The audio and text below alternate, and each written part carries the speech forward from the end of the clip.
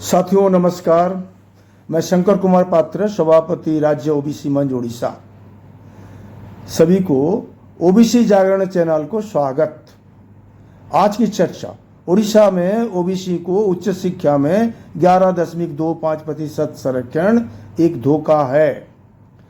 14 मई 2025 को उड़ीसा राज्य सरकार एससीबीसी को उच्च शिक्षा में 11.25% संरक्षण देने की घोषणा की।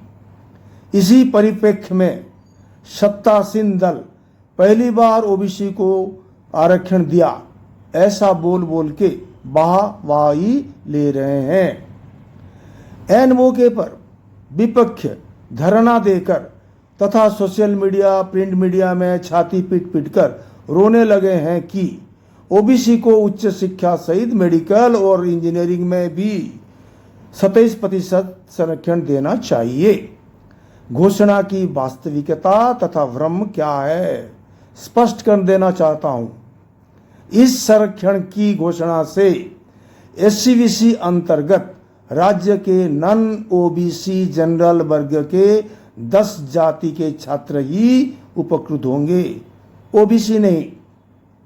मंडल कमीशन रिपोर्ट लागू होते 31 साल बीत चुके हैं। आज तक ओबीसी को उड़ीसा राज्य सरकार हर क्षेत्र में शून्य संरक्षण देकर नजरअंदाज करते आ रहे हैं।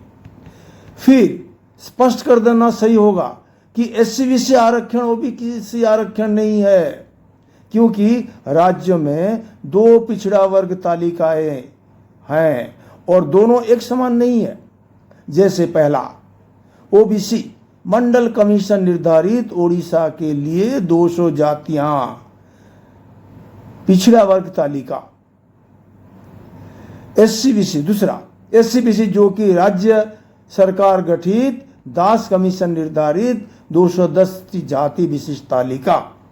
इसमें 200 ओबीसी जाति में 10 नॉन ओबीसी जनरल वर्ग के जातियों को शामिल किया गया है। परिणाम स्वरूप एससीबीसी वर्ग में ओबीसी युवाओं को एक नौकरी पाने के लिए जनरल वर्ग के साथ प्रतियोगिता करना पड़ता है और वो विफल होते हैं। अभी इसी एससीबीसी कोटे में ओबीसी छात्रों का वही हाल होगा। असलियत यही है कि एससीबीसी कोटे में जो भी आरक्षण है सारा का सारा नॉन ओबीसी जनरल के झोली में चला जाना स्वाभाविक है। इसका मतलब उड़ीसा में उड़ीसा युवकों को केवल कास्ट सर्टिफिकेट पकड़ा दिया जाएगा, नौकरी नहीं, कॉलेज में सीट भी नहीं। उच्च शिक्षा में संरक्षण लागू हो भी गया तो दशा वही ही होगा। यही सीधी सच्ची बात को जानबूझकर ना समझ बनकर सभी राजनीतिक दल और सरकारें ओबीसी लोगों की संवैधानिक हकमारी करते आ रहे हैं।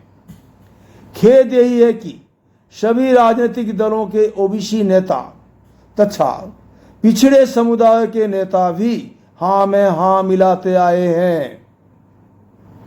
यही कटु है लेकिन सत्य है।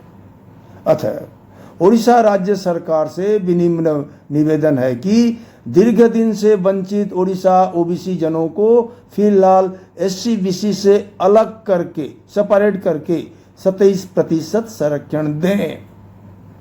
रही बात 50% सीमा रेखा की, ओबीसी के लिए यह बाधक नहीं है, क्योंकि इंदिरा साहनी तथा एम नागराज जैसे कई मामलों में सुप्रीम कोर्ट का निर्देश है कि अगर कोई वर्ग राज्य में क्वांटिफाइबल डाटा, जैसे पहला इनएडिक्वेट रिप्रेजेंटेशन, दूसरा बैकवर्डनेस और तीसरा एडमिनिस्ट्रेटिव एफिशिएंसी, यही शर्त पूरा करते हैं तो सरकार उन्हें आरक्षण की फायदा दिलाने में 50% संरक्षण सीमा बाधक नहीं होंगे। अभी इस मुद्दे पर, ये क्वांटिफाइबल डाटा के मुद्दे पर ओबीसी एवं एससीबीसी पर अलग अलग तर्जमा किया जाए।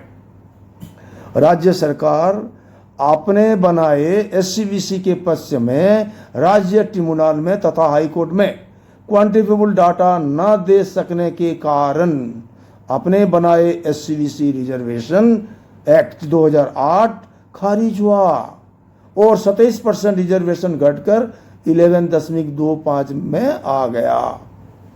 पर ओबीसी संरक्षण के सपक्ष में अगर कानून बनाए होते तो क्वांटिफिकेबल डाटा भी दे पाते और 27% संरक्षण भी बरकरार रहता। सरकार बनाए नन ओबीसी उस 10 जाति को अलग संरक्षण देने में सरकार की कोई बाधा नहीं है, वो दे सकते हैं। ऐसी 2 प्रकार की पिछड़ा वर्ग संरक्षण तमिलनाडु तथा बिहार में प्रचलित है। उड़ीसा के ओबीसी लोग एससीबीसी नाम से संरक्षण नहीं चाहते, बिल्कुल नहीं चाहते, क्योंकि एससीबीसी संरक्षण 11.25 से बढ़कर 27% या इसके 2 गुना 54% तक भी बढ़ाया जाए तो इससे ओबीसी लोगों की कोई फायदा नहीं होगा, नहीं होने वाला। अतः राज्य सरकार से निवेदन है कि सरकार शिक्षा और नौकरी में कम से कम 27% संरक्षण ओबीसी को अलग दें। ओबीसी लोगों को एससीबीसी संरक्षण के नाम पर और ज्यादा भ्रमित ना करें, प्रताड़ित ना करें। चैनल को सब्सक्राइब करें, लाइक करें और शेयर भी करें। धन्यवाद।